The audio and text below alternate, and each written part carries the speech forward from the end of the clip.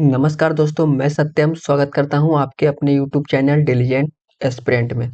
दोस्तों, आज की इस वीडियो में हम लोग बात करेंगे बिहार स्टाफ नर्स की जो भर्ती आई थी 11,389 पदों पे, जिसका स्कोर कार्ड हाल ही में 3-4 दिन पहले ही रिलीज कर दिया गया था।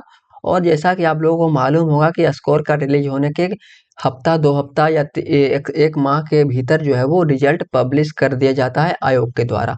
और आयोग के द्वारा जब रिजल्ट पब्लिश हो जाएगा तो आपको कुछ ही दिन का समय दिया जाएगा डॉक्यूमेंट वेरिफिकेशन में, क्योंकि डॉक्यूमेंट वेरिफिकेशन ही एक महत्वपूर्ण चरण है ये भर्ती का। अगर डॉक्यूमेंट आप लोगों के पास सही से है तो आप लोगों को बिहार स्टाफ नर्स में जो है वो आपको पक्की नौकरी है वो मिलने वाली है। दोस्तों, हम इस वीडियो में बात करेंगे कि डॉक्यूमेंट वेरिफिकेशन क्या होता है, कौन कौन से डॉक्यूमेंट लगते हैं, ओरिजिनल और फोटोकॉपी कितनी चाहिए, और किन गलतियों की वजह से कैंडिडेट जो है वो रिजेक्ट हो जाते हैं। सभी मुद्दों पे हम लोग इस वीडियो में बात करेंगे।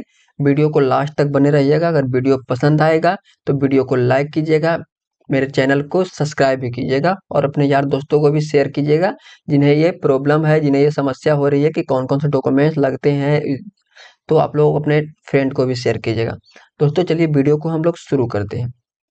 दोस्तों, डॉक्यूमेंट वेरिफिकेशन का मतलब होता है कि जो भी जानकारी आपने ऑनलाइन फॉर्म में भरी थी उसे आप ओरिजिनल डॉक्यूमेंट से मैच किया जाता है। जैसे कि नाम, जन्म तिथि, एजुकेशन क्वालिफिकेशन, नर्सिंग का रजिस्ट्रेशन और कैटेगरी सर्टिफिकेट, ये सब तमाम चीज़ें जो है वो आप लोगों को मैच किया जाता है कि सही जानकारी आपने जो दिए थे वो सही जानकारी आप है या नहीं।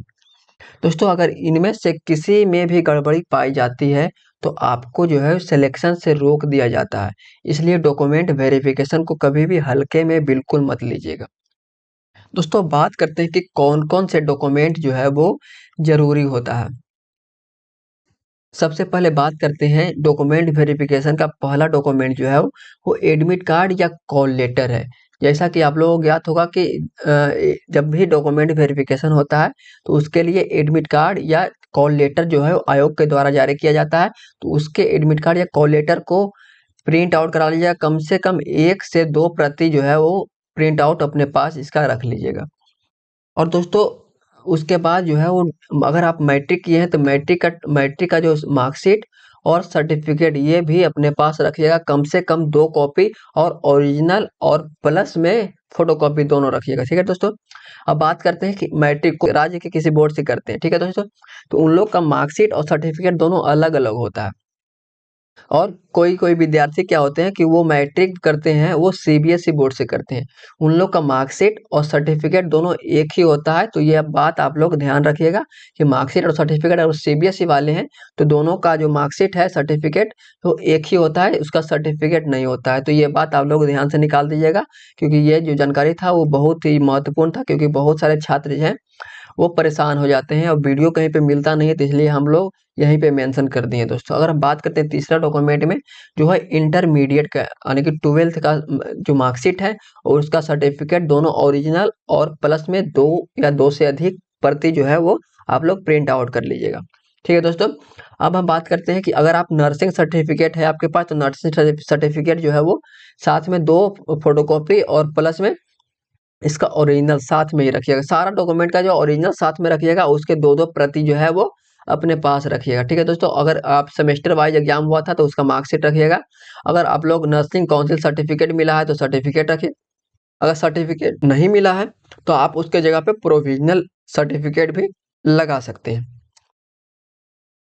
अब दोस्तों, बात करते हैं सातवां डॉक्यूमेंट में जो कास्ट सर्टिफिकेट होता है। कास्ट सर्टिफिकेट जो होता है वो बिहार राज्य का ही होना चाहिए। और कास्ट सर्टिफिकेट में अगर आप एससी, एसटी, ईबीसी या फिर ईडब्ल्यूएस या फिर कोई भी बिहार के किसी भी कैटेगरी से आते हैं तो आप लोग कास्ट सर्टिफिकेट जो है वो समय के अनुसार, जैसे समय में बताया गया होगा कि जब लास्ट डेट था उससे पहले तक का जो है कास्ट सर्टिफिकेट बना होना चाहिए। ठीक है दोस्तों। बात करते हैं आधार कार्ड, यानी कि कोई भी एक दस्तावेज जो है वो रखना है। चाहे पे आधार कार्ड रख सकते हैं, उसके जगह पे आप फोटो आईडी में कुछ भी रख सकते हैं, जैसे कि आधार कार्ड, पैन कार्ड या फिर वोटर आईडी कार्ड, ये सब रख सकते हैं, जिसमें जो है आपका एड्रेस और आपका नाम स्पष्ट होना चाहिए।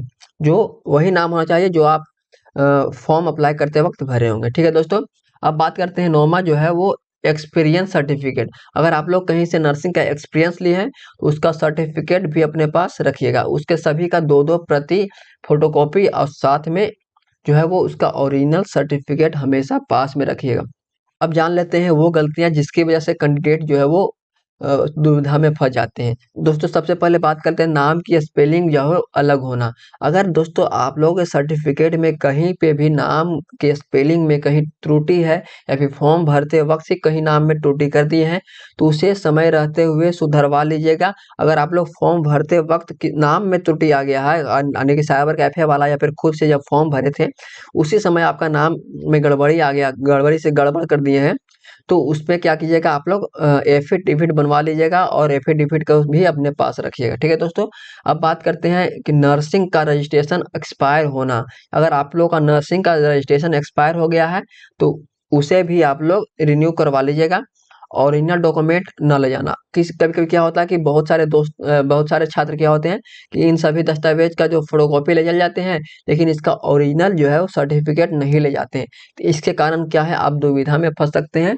तो इसलिए अब मैं अभी भी बता रहा हूँ कि इसका जो सभी डॉक्यूमेंट का ओरिजिनल के साथ साथ प्रिंट आउट इसका दो दो प्रति जो है वो अपने पास रखिएगा। ठीक है दोस्तों अगर एक भी गलती जो है वो इन सभी एक भी गलती आपका सिलेक्शन जो है वो रोक सकता है।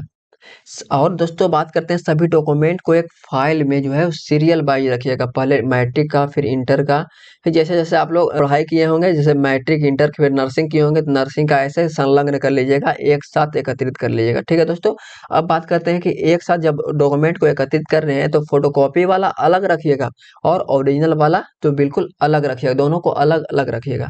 और समय से पहले अपने परीक्षा केंद्र जहाँ पे डॉक्यूमेंट वेरिफिकेशन होता है वहाँ पे समय से पहले यानी 1 घंटा कम से कम पहले जो है वहाँ पहुँचना है। और मोबाइल को हमेशा अपने साइलेंट अवस्था में रखिएगा, साइलेंट में रखिएगा और पूरा कॉन्फिडेंस के साथ जाइएगा। आपका जो है डॉक्यूमेंट वेरिफिकेशन बहुत अच्छा तरीका से जाएगा। तो दोस्तों अगर आप इन सभी डॉक्यूमेंट को सही तरीके से तैयार कर लेते हैं तो आपका डॉक्यूमेंट वेरिफिकेशन जो है वो आसानी से क्लियर हो जाता है। अगर आपको अभी भी कोई डॉक्यूमेंट को लेकर कन्फ्यूजन है तो नीचे कमेंट बॉक्स में बताइए, उसका उत्तर हम आप लोगों को देंगे। दोस्तों अगर वीडियो अच्छा लगा हो तो वीडियो को लाइक कीजिएगा, चैनल पे नए हैं तो चैनल को सब्सक्राइब कीजिएगा और अपने यार दोस्तों को भी शेयर कीजिएगा। तो मिलते हैं किसी नए वीडियो में किसी नए टॉपिक के साथ, तब तक के लिए आपका बहुत बहुत धन्यवाद।